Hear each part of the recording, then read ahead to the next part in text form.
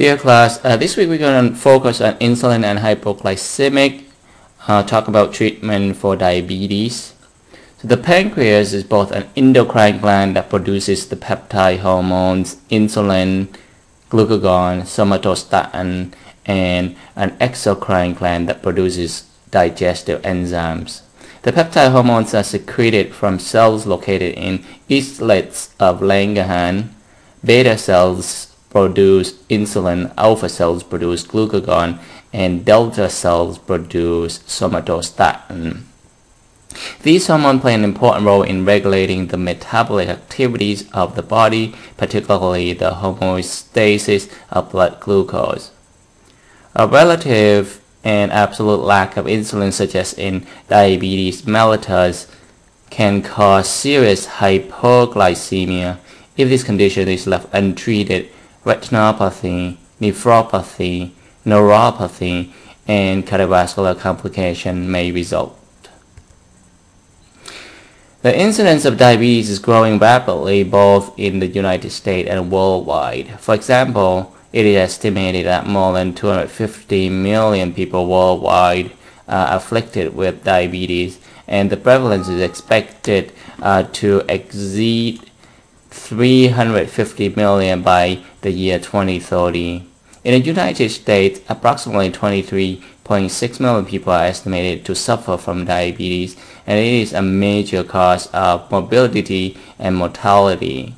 Diabetes is not a single disease, rather it is a heterogeneous group of syndromes characterized by an elevation of blood glucose caused by a relative or absolute deficiency of insulin. The American Diabetes Association recognized 4 clinical classifications of diabetes. Type 1 diabetes, formerly insulin-dependent diabetes mellitus. Type 2 diabetes, formerly non-insulin-dependent diabetes mellitus. Type 3 gestational diabetes, and diabetes due to other causes, for example, genetic defects or medications. Uncontrolled gestational diabetes can lead to fetal macrosomia or abnormally large baby, as well as neonatal hypoglycemia. Type 1 diabetes most commonly afflicts individuals in puberty and early adulthood, but some latent form can occur later in life. The disease is characterized by an absolute deficiency of insulin caused by massive beta cell necrosis. Loss of beta cell function is usually ascribed to autoimmune mediated processes directed against the beta cells, and it may be triggered by an invasion of viruses or the action of chemical toxin.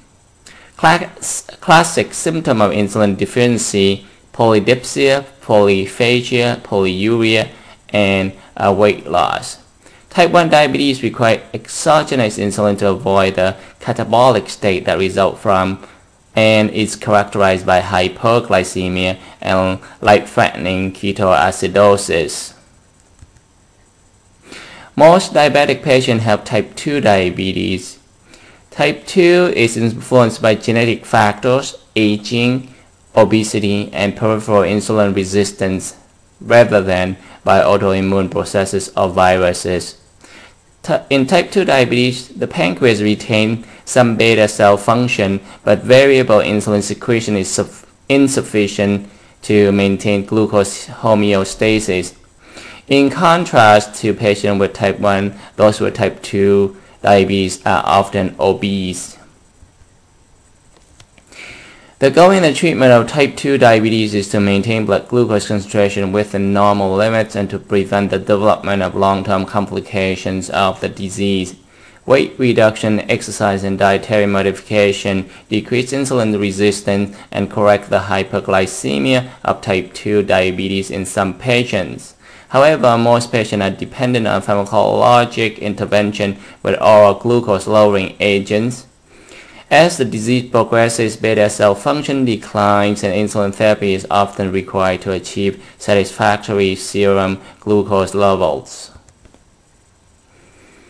Insulin is a polypeptide hormone consisting of two peptide chains that are connected by disulfide bond. It is synthesized as a precursor proinsulin that undergoes proteolytic cleavage to form insulin and C-peptide, both of which are secreted by beta cells of the pancreas. Because insulin undergoes significant hepatic extraction, circulating plasma insulin level may not accurately reflect insulin production. Thus, measurement of circulating C-peptide provides a better index of insulin levels. Human insulin is produced by recombinant DNA technology using special strain of E. coli or yeast that have been genetically altered to contain the gene for human insulin.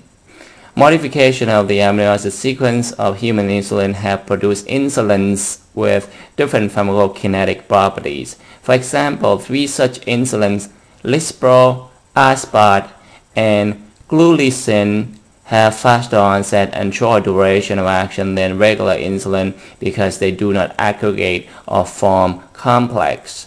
On the other hand, glargine and detamine, a long-acting insulin, show prolonged flat-level hormone follow injection. Because insulin is a polypeptide, it is degraded in the gastrointestinal tract if taken orally. Therefore, it is generally administered by subcutaneous injection. Various combinations of insulin are marketed, such as one example 70% NPH insulin plus 30% regular insulin as shown on the right. 50% of these and 75% of NPL insulin plus 25% insulin Lispro are also available. Adverse reaction to insulin.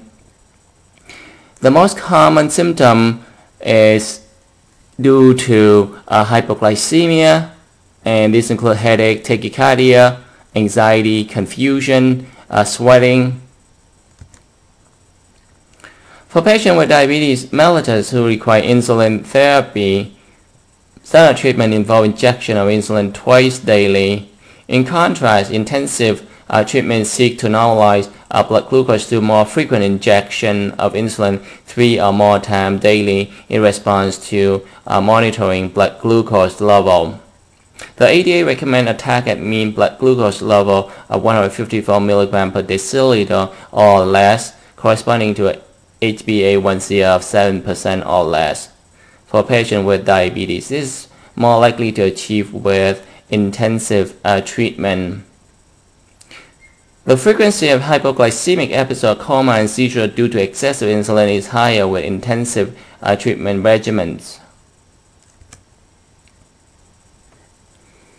Synthetic amylin analog. Pramlintide is a synthetic amylin analog that is indicated as an adjunct to mealtime insulin therapy in patients with type 1 and type 2 diabetes.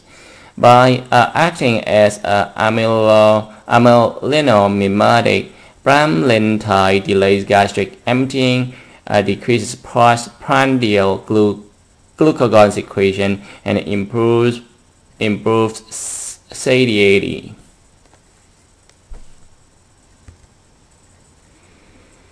Oral agents will go for the next part of the lecture.